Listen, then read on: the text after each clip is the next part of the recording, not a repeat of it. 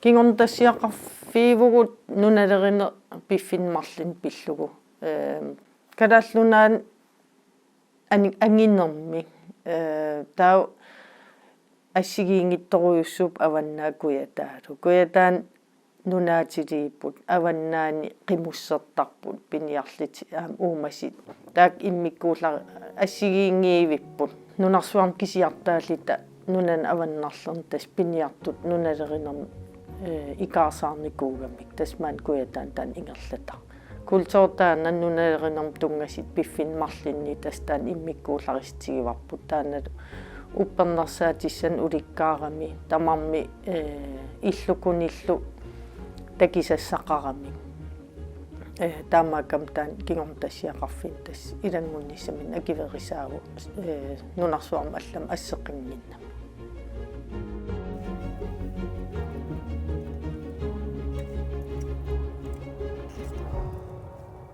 My name is Michael Nielsen.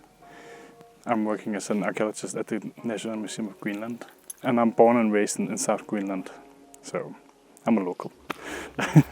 So it's very special because I know a lot of people down here in South Greenland, and it's been probably the biggest motivation for me to actually work as an archaeologist is to research in the areas, my own areas, kind of history.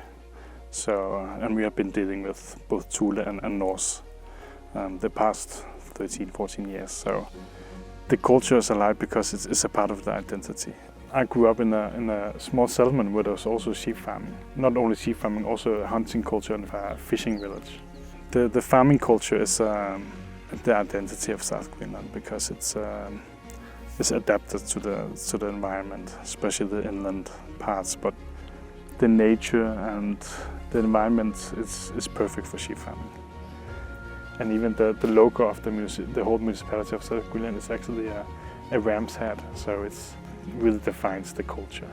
Since Anders Olsen in the 1700s, late 1700s, actually came to South Greenland to start up sheep farming from Norway, there's been ongoing culture, kind of in modern days, but it's also been used in the Norse periods for farming.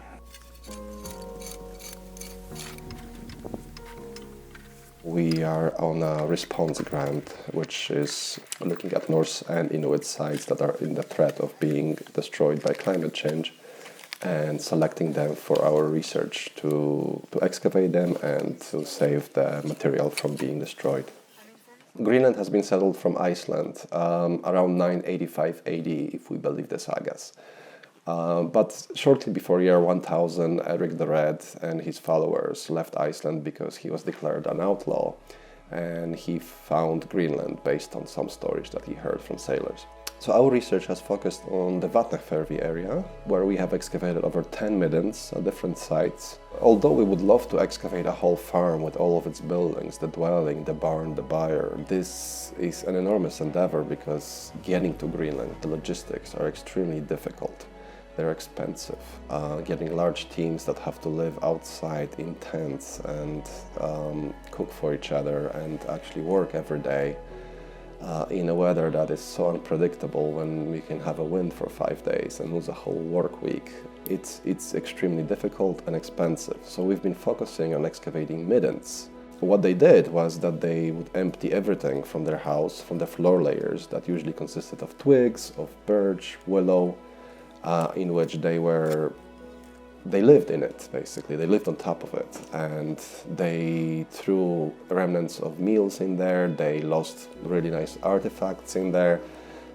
All that stuff they periodically cleaned out, and we see deposits one on top of each other for hundreds of years in one location. I must say that there's a difference in middens and their preservation kind of. The first thing is the midden in Decidegorod. It's a wet area, so we found out there was amazing preservation, but it was the sheep farmer who made us aware that there's good preservation because they were digging a ditch.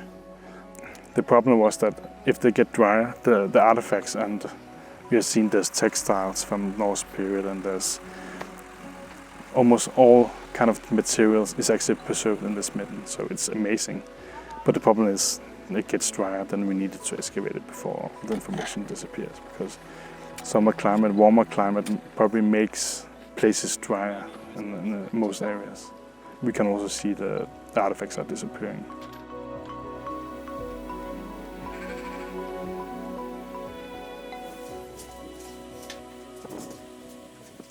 Yesterday I found this pin. It would have been about twice as long, like this, and would have had a triangular ending here. We found about 5 of these in previous years. So yesterday Kaylee found this piece of soapstone oil lamp. You can kind of see on the inside that there's some burnt pieces, so it's probably seal blubber. It's really cool, it's a really pretty piece. Yeah, so this is a walrus dice, and it's made from walrus tooth, so from the post-canines. And you can see that it still has the numbers visible on all sides, so from 1 to 6, exactly like modern dice. And I think it's a very cool find, because you can think of people sitting and playing games with their dices, and it sort of makes us think how people in the past were not that different from us today. So once we started working in Greenland for the first time since the old excavations that ended in the early 80s, we've noticed that the preservation of Norse middens is actually quite poor. We expected the bones and leather and wood to be preserved, like what Greenland is famous for, all this waterlogged deposit, all this frozen deposits. And instead what we've been finding is what we came to nickname butter bone, which is completely degraded bone that smears when you touch it with a trowel, and in many cases not even that. So it's only the inorganic material that's left, and we've gone across about 100 sites, over 100 sites, where we record the middens and the sites, the actual buildings in some cases, to find preservation, and we only found it in about 4 sites. The reason for that is because all of South Greenland is located on a glacial moraine. So when the water, any water, snow melt, rain, all that stuff is going through the soil, it's going quite rapidly, and it's taking all the organic material with it, and it's just degrading it.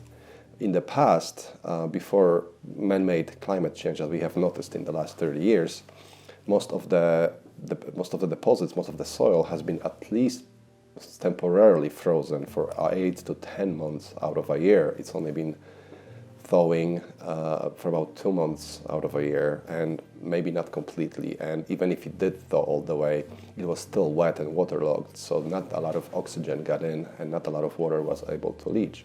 But now it's several months at a time that it's completely thawed, and these processes, the refreezing and thawing, has destroyed hundreds of sites that have been actually known for having preservation, degraded it to nothing. A few very famous sites where the excavator Christian Wiebeck excavated in mid-20th century.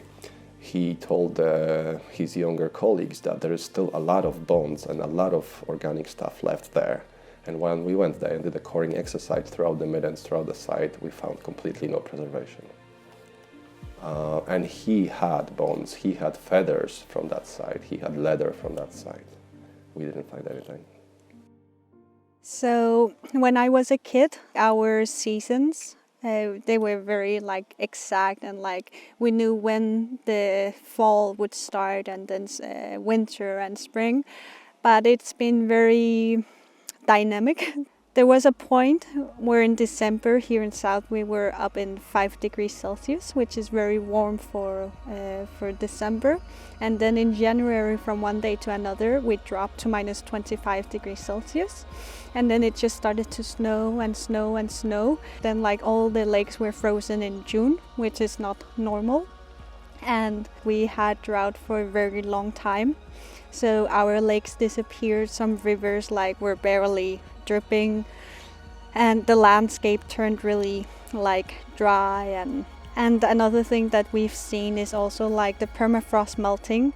We've seen landslide, so we do see a lot of changes, and also the migratory animals have started to come earlier or later than they're supposed to. There are benefits and negative sides of the climate changes. this particular climate we have now, it's changing and it's difficult to predict the weather. We don't know if we get droughts during the summertime or if we get rainy summers. So it's difficult to predict, and well, it's difficult to be a farmer in the Arctic areas and to know if you have enough fodder for the sheep. Because of the drought during the summertime, the sheep farmers, they lost in average 1 kilo per lamb, and that's a huge amount of their economy. But having warmer climate means also that you possibly can grow other types of crops. To become a UNESCO area, at the beginning it was difficult to make the sheep farmers agree to have a protected area, because it means also restrictions, tough to think about for the sheep farmers. And that's why we have the 5 component areas instead of one large area. As I grew up in South Greenland, like I have been more connected to the farming side of my family, but my mom is from like far north. So I also visit family up north as a kid many times. So like you get to see like these 2 different cultures. It's not as different that many people like to think. People here in Igaliku, my ancestors started to have sheep, but it wasn't their main livelihood. So they were hunters and fishermen before they were farmers, but they had sheep and cattle and horses on the side. So like now the modern farms that you see around, they are on the exact same locations as where the Norse farming had happened. So we're just following their footsteps. So like if I'm using Igaliku as an example, we are still using the fields that they prepared. We are still using the irrigation systems that they used. Tässä idisima tämä tässä näet haffiina qattassimassu. Tässä angiaqqaak savaatiligam taawa meeraninningaani tässä savalerina. Jinniisimu immasawa atqarna periarternitsin tässä. Skibsmunterit atuarnikuunga. Maskinalerinam. Nunalerinam atuarsimangilak. Nunalerinam tässä savaat Tidin periarternaat tungavigalu. Tan tungavigalu. Rasinnaan kivereneqarnikku. Wunnammina imma annerusumidismasaqarfiinikkuungilakka ni аммассуннаиақарнитсин наттусам тусартарпорпаллуатианиақ саат аамаанилерат мак иллукул тикисиларатсигит тассиинак соқутигит миннералерникуум таа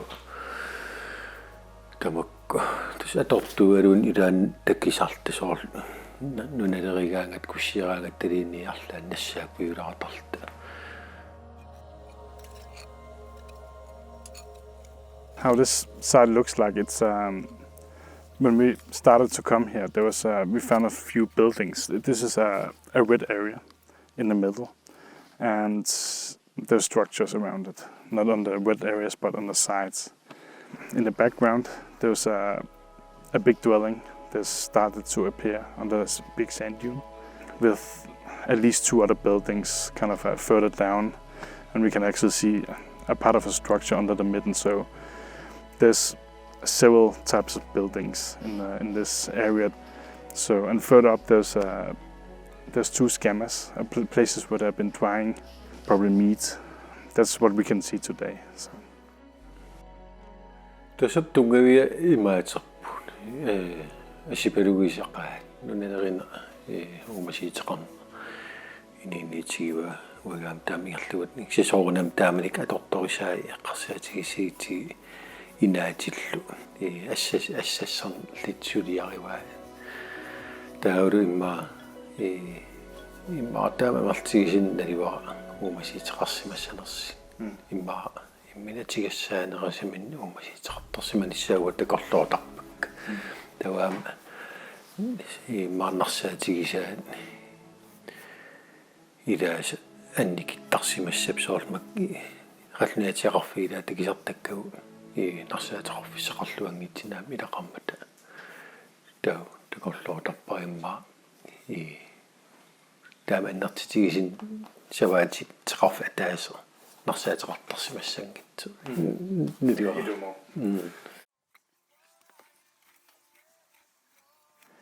When we're investigating the Norse culture down here in South Greenland, who's also kind of basically a farming culture too, then it's kind of then we very often see the farmers around us very interested in seeing what the Norse culture was actually doing and why they were in the same areas as kind of as the now modern sheep farmers are. So, and it's very interesting for us to kind of attach these two things, kind of modern sheep farming and the Norse culture. Possibly the sheep farmers today are experiencing kind of climate changes and changes in the environment. But we also want to investigate in the past how it might have affected the Norse, just like they do with the sheep farmers today. So they're heavily connected, these two things.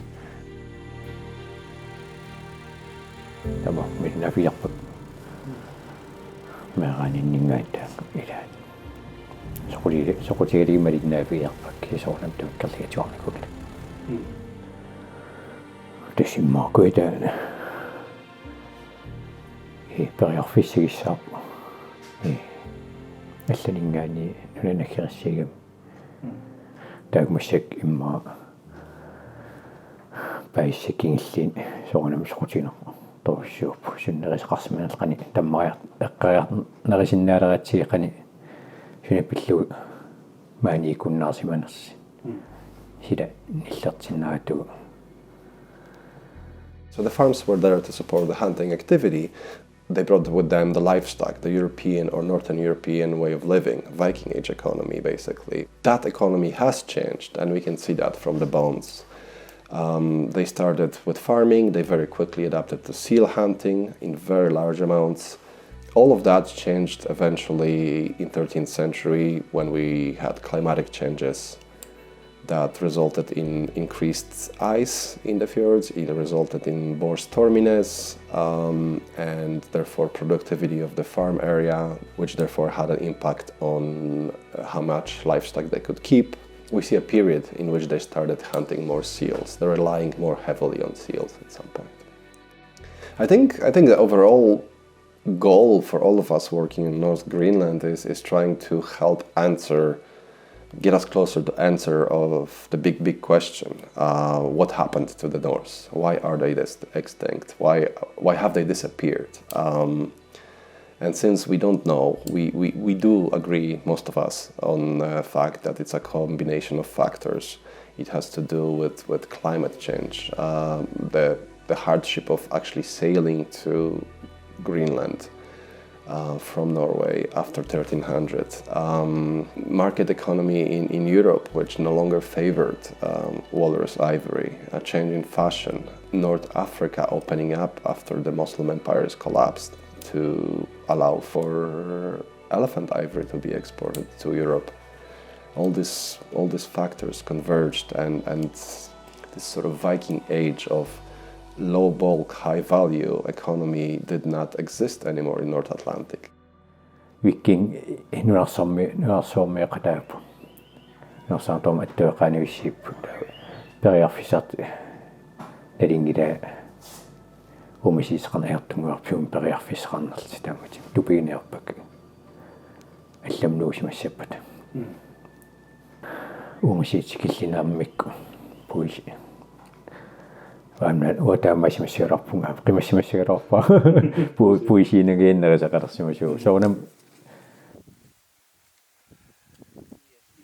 They must have been quite resilient in this place to be able to deal with what the environment throws at them. And we know from excavating the midden that some of those layers were undercut by sand lances. So there has been wind and sand blown around during the time they were here.